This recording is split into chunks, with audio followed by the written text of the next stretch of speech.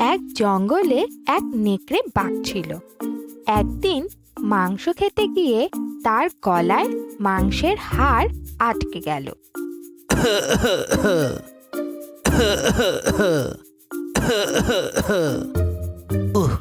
গলায় হাড্ডি ফেসে গেল রে।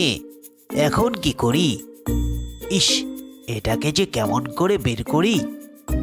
একা একা তো কিছুতেই বার করতে পারছি না, কারো সাহায্য নিতে হবে।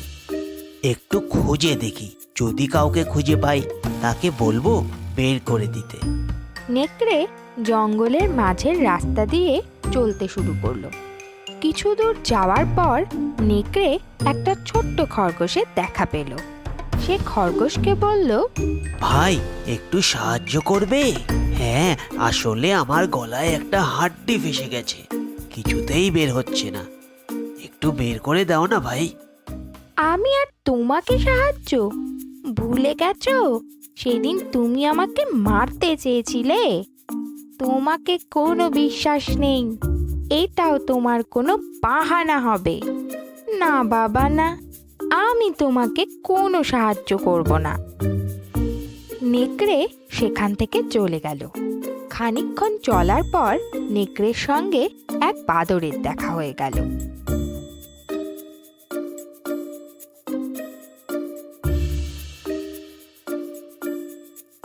ও বাদর ভাই, তোমার একটু সাহায্য প্রয়োজন। তুমি তো আমার পুরনো বন্ধু। বন্ধু, আমার গলায় একটা হাড্ডি ফেসে গেছে, ভীষণ ব্যথা করছে। তোমার তো লম্বা হাত, একটু বের করে দাও না ভাই। খাওয়ার সময় যত ঝামেলা, দেখতে পাচ্ছ না কলা খাচ্ছি? এখন আর বিরক্ত করো না, যাও তো বাপু এখান থেকে। নেকড়ে মনের দুঃখে আবার হাঁটা শুরু করলো আর মনে মনে ভাবলো, এইবার যারই দেখা পাবো, যেভাবেই হোক তাকে রাজি করিয়েই ছাড়বো। হাঁটতে হাঁটতে নেকড়ে নদীর তীরে এসে পৌঁছলো।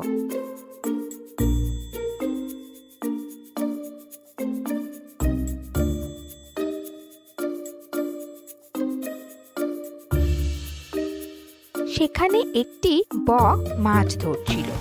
তার লম্বা ঠোঁট দেখে নেকড়ে ভীষণ খুশি হয়ে গেল।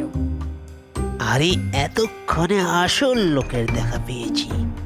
বকের তো বিশাল লম্বা ঠোঁট, এ খুব সহজেই আমার গলা থেকে হাড্ডি বের করে দেবে। একে যেভাবেই হোক রাজি করাতেই হবে। এই ভেবে নেকড়ে বকের কাছে গিয়ে বলল, কি সুন্দর দিন না আজকে।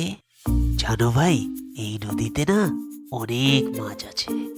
তুমি একা পরিশ্রম করছো, তুমি চাইলে মাছ খুঁজতে আমি তোমাকে সাহায্য করতে পারি। তুমি আমাকে সাহায্য করবে? নেকড়েরা ভীষণ চালাক হয়। বিনা কারণে তুমি আমাকে সাহায্য করতে চাইছো? এর পিছনে নিশ্চয়ই কোনো কুমতলব আছে। না না ভাই, তুমি আমাকে ভুল বুঝছো। আমি সত্যি তোমাকে সাহায্য করতে চাই, কিন্তু একটা সমস্যা আছে ভাই। আসলে আমার গলায় একটা হাড় ফেসে গেছে। ও, এইটুকু ব্যাপার? এ তো কোনো ব্যাপারই না আমার কাছে। আমি এক্ষুনি বের করে দিচ্ছি। বক তার লম্বা ঠোঁট নেকড়ের গলায় ঢুকিয়ে গলা থেকে হাড় বের করে আনলো।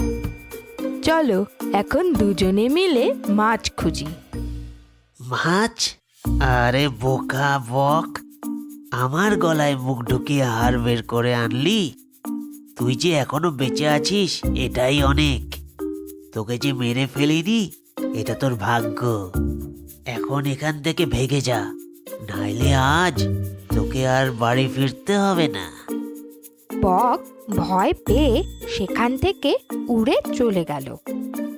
এই গল্প থেকে আমরা এই শিখলাম, দুষ্ট লোকের মিষ্টি কথায় কখনো ভুলতে নেই।